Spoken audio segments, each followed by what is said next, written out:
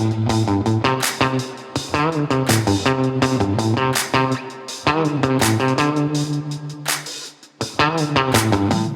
to the Penguin Magic Podcast. I'm your host, Eric Tate. We have a killer show this week. Las Vegas is synonymous with magic. Some of the biggest stars in magic make it their home. Simultaneously, across the country, new magic venues have been popping up all over the place. Now, there's a new home for magic in Las Vegas with a purpose-built stage, close-up area, and featuring incredible magicians. Longtime friend of the show, Farrell Dillon, is joined by the producer who helped create the room, Damian Costa, to discuss the Magician's Room in Las Vegas. I caught up with him via video chat, and now you get to join our conversation. Farrell Dillon and Damian Costa, thanks so much for joining me here on the Penguin Magic Podcast. This is a long time coming. We've been trying to get you guys on the podcast to talk about this brand new venue on the Link Promenade, the Magician's Room. Where did this come from? Came from Damian's brain. Thanks, Farrell. So let's start there.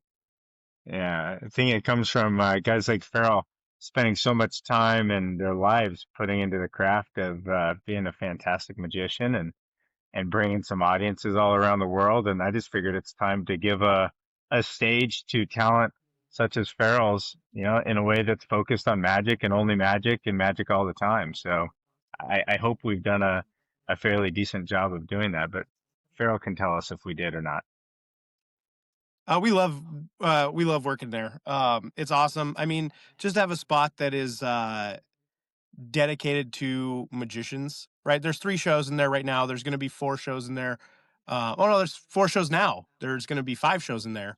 And to be able to have a place that's all magic all the time, so people know what to expect when they walk in. I worked in the comedy club for several years, and it was great. I loved being there.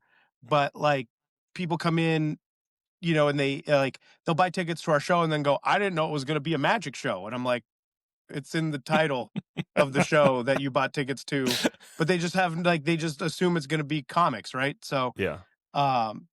Even though they brought their kids and they went to a magic show, they just didn't know it was going to be magic. It's very weird. And so to be able to have a place where they're expecting to see magic is great. They come in wanting to see magic. It's like being at the Magic Castle or any of those places where, the people are primed up to see magic tricks instead of other types of entertainment. Yeah, it's a total game changer when they're ready to see magic. As opposed to at the comedy club, even though you had magic in the title, sometimes it seemed like it was an ambush magic show, which is sort of a strange thing. But this new venue is very exciting. We should have called it the Ambush Magic Show. Yeah, yeah. Magic, accosted by magic. Yeah. It's the title of my current restaurant gig. Yeah. So I never like doing clothes, walk around. I was I feel like I'm accosting them with magic tricks. So there's 4 shows in there now, because I know. So you're the afternoon show, and then David Goldrake is in there in the evenings, and then Late Night Magic moved there from New Orleans. So that's got Bizzaro, Shocker, Lefty, and Hollie England. Hollie England, yeah. I mean that's a really strong slate of magicians to open this room. Where did this all start? Well, that starts with Damian. So, Damian, you want to talk about this? Because this is, I'm going to get some stuff wrong. Yeah, where it all started was about 15 years ago, taking a look at just kind of the landscape of Las Vegas. I mean, you have these special experiences, and a lot of it was leaning into comedy. And then we started leaning into these speakeasy rooms for music. And, my time with Caesars Entertainment, we were kind of creating these segments of entertainment experiences. So we would say, well, this room is really intended for this style of experience and this type of entertainment. It would somewhat mix up a bit, but there was still never a place for magic. And I thought, well, what if we could create a space that is just for magic? And we could have all different disciplines. They're different shows, right? They're different, different celebrity status, right? People go and see different magicians for different reasons, not just for the different styles that they bring to the stage, but for their personalities. And so, it all came to fruition when space became available, actually not at this location, and I fell in love with it and started drawing up the business plans. And then Farrell and I started working together um, about 5 years ago, right, Farrell? 5 years Uh, ago? yeah, about 5 years ago. The show's been running for four, so yeah, about 5 years ago. About 5 years ago. And after watching Farrell and what he brought to the stage and having, other celebrities join him on stage, and you just kind of saw the impact that his show is having, I really was convicted to the fact that this is what needed to happen. And so some of the fun things, where you kind of, you go into an arcade and then you find yourself down the rabbit hole and, through the space where cards are, floating through space and stuff like that. That all kind of came to be through working with the others and having some, imagination, at play. And so I guess that's kind of the beginning of it. It was just an idea of how do we respect the art form enough in Las Vegas to give them a space, just like we've done for music and comedy all these years. And I think we've done a pretty good job. It's wild that there hasn't really been a space Yeah, for magic like this in Vegas, because you magic is synonymous with Vegas, but I guess it's really just like big showrooms and big names, whereas this is a very different intentional experience of bringing different kinds of magic together. it really is like comedy, right? So you'll Mhm. have or a comedy club rather. So you'll have comics that are performing in arenas and stadiums and some of the most marquee showrooms across, the world. They still go to a comedy club. They still want to feel where was it that you started, and where is it that you can really express yourself and see every person in the room. And so we do that at many different, levels. Where Farrell and I first met, we were in a 1,000 seat showroom, a theater, where the Conjurers now are on the road. Same thing. Um, David Goldrake, he's performing in front of thousands of people. So for them to be willing to say, I want to bring my art form and I want to see every person, in the room experience it in a way that it's intended, kind of at the beginning, Mhm. I think is pretty special. Now, did others have tried doing magic only spaces before, but never for the intention, in my opinion, never with the intention of the essence of the art form, which is what we're trying to do, right? It is putting you in a club style environment, up close, intimate environment where you can mill about the space, but it's not about the space. It's actually about the entertainer. And I do think that this is the first time that it's ever happened in Vegas. Farrell, what's it been like to move into this space for your show? I mean, because I know you were with Masters of Illusion out there for quite some time, and then, creating your own afternoon show at the Comedy Club was really something awesome. But now taking that show and putting it in a space where it's for magic, like, are there any changes that you've made because of that, or? Yeah, Uh, so like, look, anytime you move venues, like, so we were in the comedy club for 3 years, right? So over 3 years, you get used to things, right? Mhm. And being where they are, and like, oh, this is where this goes, and this is how this works, and like, and there were limitations to the comedy club, right? Like the door that you could come through was a standard doorway. You couldn't bring anything on stage that didn't fit through a doorway, Mhm. right? So there was no way to bring anything bigger, or like you had to fit it within the room, right? So now we have more opportunities to do things because there's not those limitations. There's different limitations, but not the same limitations, right? So you get to expand things that you wanted to do but couldn't because of certain limitations. So now those are gone. And, but also like, you know, oh, certain things that I was able to do at the comedy club, like you can't really do here because like that part of the stage isn't available or whatever, right? So like every time you move to a venue, there's some growing into the venue, if that makes sense, Yeah. right? But this venue has been really easy to grow into, and you gain this like appreciation for it every single day of like, oh man, I'm so glad that we like were able to do things we couldn't do, or do things in a way we couldn't do them before, because it just makes it easier. The sight lines are better, the like it's just a better situation, right? Because it's made for like a lot, like, and especially like the kind of act that I do, where Mhm. it's like manipulation stuff, right? Like the sight lines in the comedy club were very wide, so I had to have to like really like constrict my movements. Where Mhm. like in this room, like people are basically dead on, so it's like, oh man, this is perfect, right? This is like the perfect way to do this. So it's just been really nice to grow into this room, and over time we're going to add more stuff and make it better and change things, and it just takes time. We've only been in there for a couple of months, 3 months now. 3 months. Yeah, about 3 months. And like you could all like it already feels like I've been there for years, right?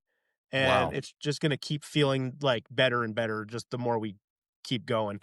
But it took a long time to even to just grow into the comedy club. So, but it's great. Damian, I'm sure that you, because you have a long history with magicians, both Farrell and other folks, I'm sure that as you were creating and developing the theater, you were sort of building it for magicians, I imagine. Absolutely. Yeah, absolutely. And have somebody so close to me like Farrell and Doug, to have as consultation. They remind me often that I don't always take their consultation, but buildings and construction have their own limits, and sometimes magicians don't.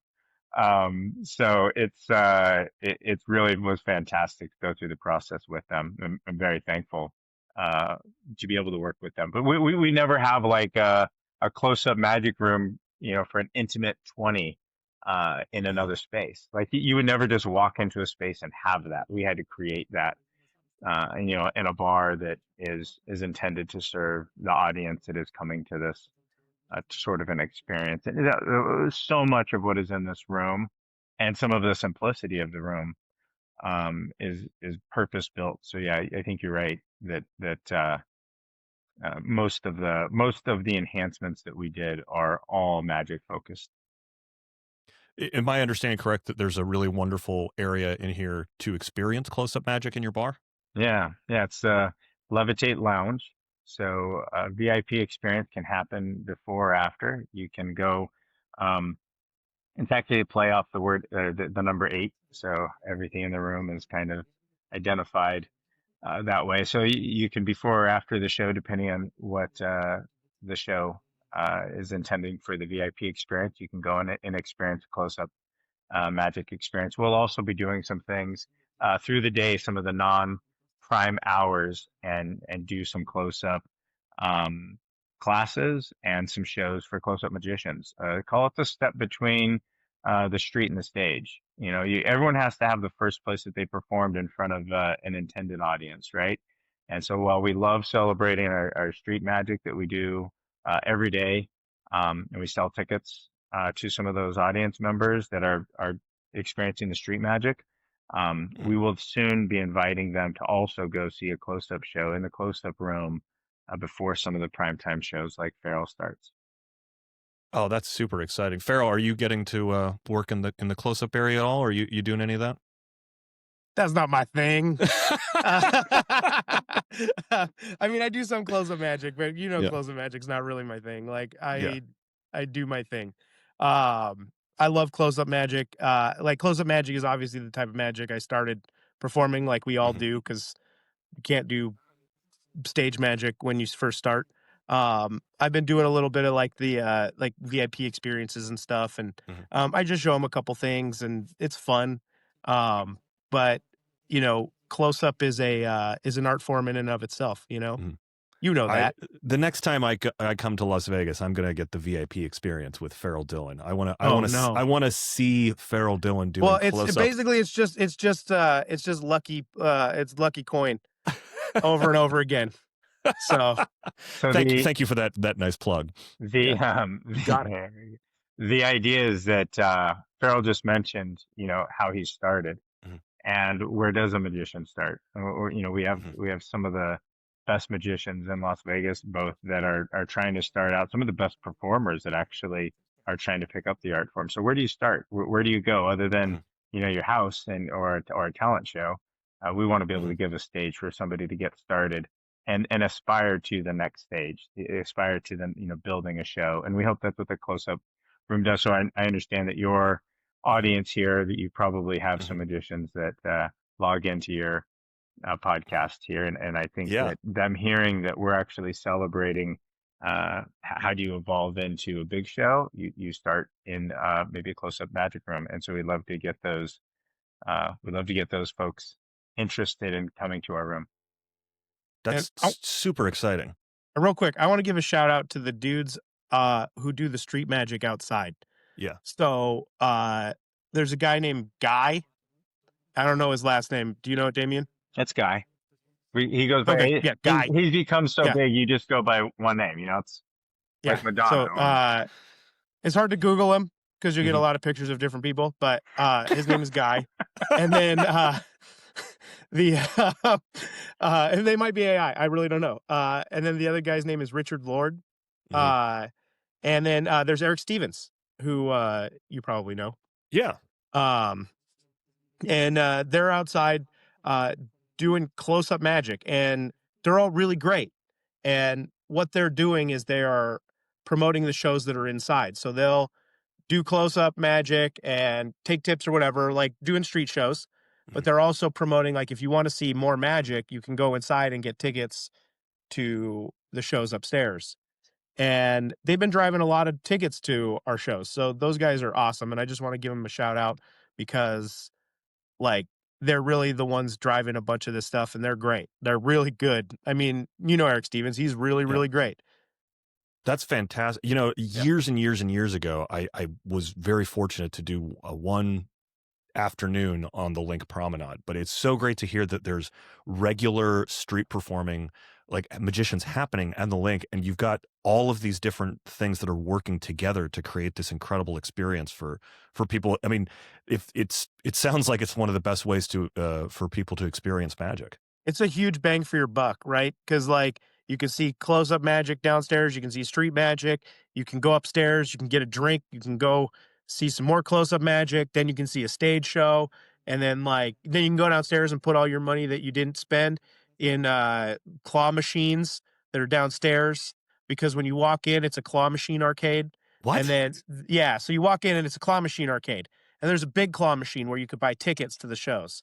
Then you go into a room and you go down this rabbit hole, which is like a big thing that's like covered in foliage, and you go inside, and like all of a sudden you see this big deck of cards that's shooting up the stairs, and then so you follow the big deck of cards up the stairs, and then you're in the venue.